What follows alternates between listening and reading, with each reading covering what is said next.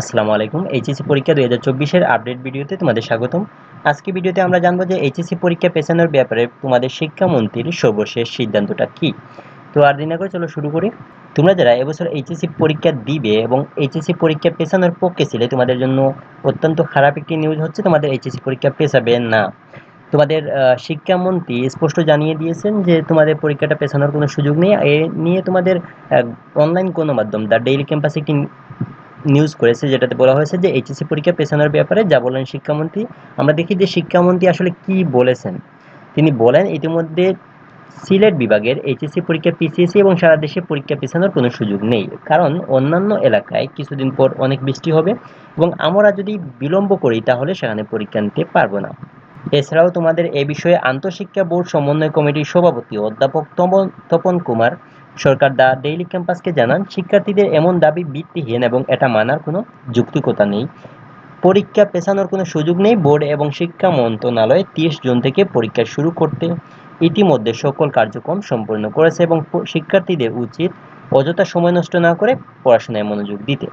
আমি আগেই বলেছিলাম, আমার আগের ভিডিওতে বলেছিলাম যে তোমাদের দাবি যতটা যৌক্তিকই হোক না কেন, শিক্ষা মন্ত্রণালয় বা শিক্ষা বোর্ডে যারা আছেন তাদের কিন্তু এত কিছু দেখার সময় নেই, তোমাদের সুযোগ সুবিধা দেখার সময় নেই, তাদের সব প্রস্তুতি প্রায় শেষ।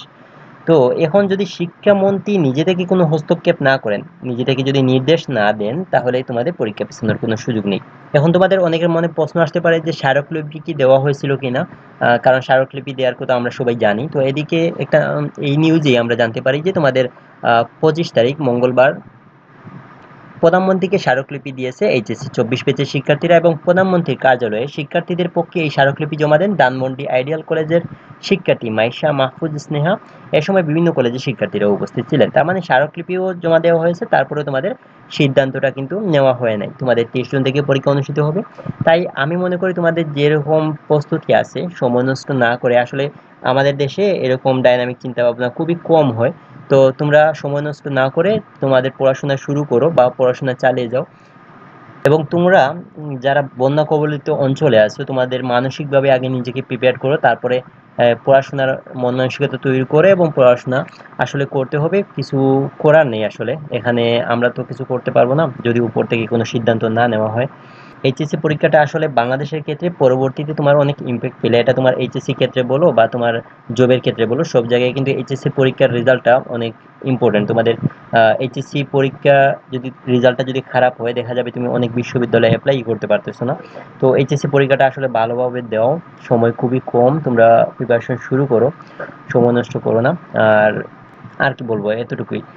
আমাদের আসলে কিছু করারও নেই, কিছু বলারও নেই। তো এই পর্যন্ত ছিল আমার ভিডিও। তোমাদের কোনো হেল্প লাগলে আমাকে বলতে পারো, যদি আমার সামর্থ্যের ভিতরে হয় আমি হেল্প করার চেষ্টা করব। এবং যদি ভিডিওটি ভালো লাগে তাহলে ভিডিওতে লাইক দিয়ে রাখো এবং চ্যানেলটি সাবস্ক্রাইব করে রাখতে পারো পরবর্তী আপডেট ভিডিওগুলোর জন্য। এবং বিশেষ করে আমি আমার চ্যানেলে অ্যাডমিশনের ভিডিওগুলো দিই এবং অ্যাডমিশনের তোমাদের বিভিন্ন বিশ্ববিদ্যালয়ের ইনফরমেশনগুলো আমার ভিডিওতে পাবা। তো তুমি চাইলে আমার ভিডিওটি আমার চ্যানেলটি সাবস্ক্রাইব করে রাখতে পারো।